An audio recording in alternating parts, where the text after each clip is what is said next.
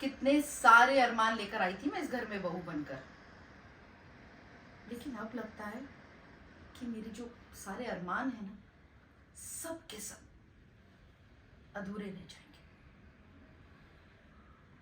कहाँ मैं अपने बाबा के घर में मेरे आगे पीछे एक पत्ता नहीं हिलता था, एक छात्र राज था मेरा, और यहां एक नहीं चलती मेरी, एक भी नहीं।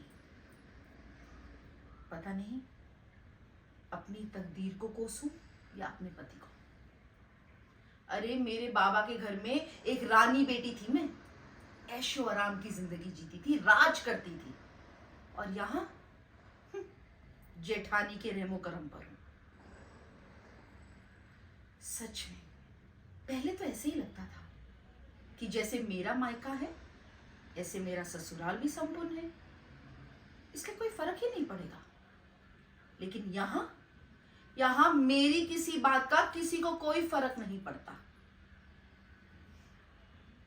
सच में ये जो मेरी दुर्दशा हुई है ना, इसकी सारी वजह सिर्फ मेरे पति है, सिर्फ उनका कसूर है।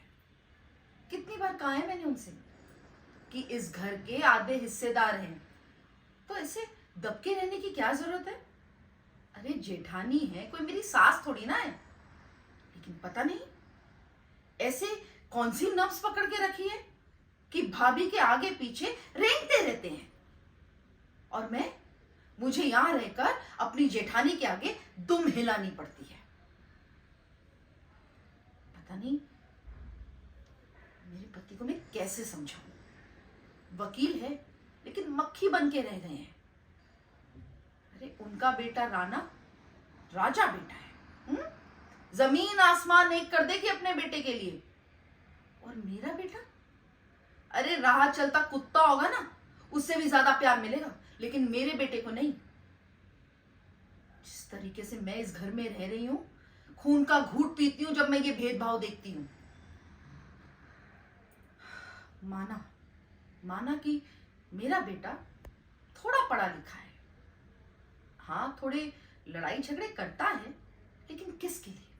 इस परिवार के लिए, इस घर के लिए जिसके नाम का ये डंका बजाती रहती है।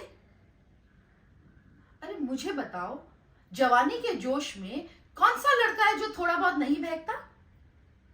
मेरा रंगा अगर कुछ करे ना तो थू थू, और उसका बेटा करे तो लीला। गुस्सा आता है मुझे जब देखो मेरे बेटे के पीछे पड़ी रहती है। सच में जिस दिन मेरे पति मेरे दुख को समझेंगे ना, उस दिन मैं अलग से झंडा गाड़ूंगी और अपनी जेठानी की लंका में आग लगाऊंगी। लेकिन मेरी ये जो फूटी किस्मत है ना, बस थोड़ी सी मेरी किस्मत मुझ पर मेहरबान हो जाए, फिर देखना मैं क्या करती हूं।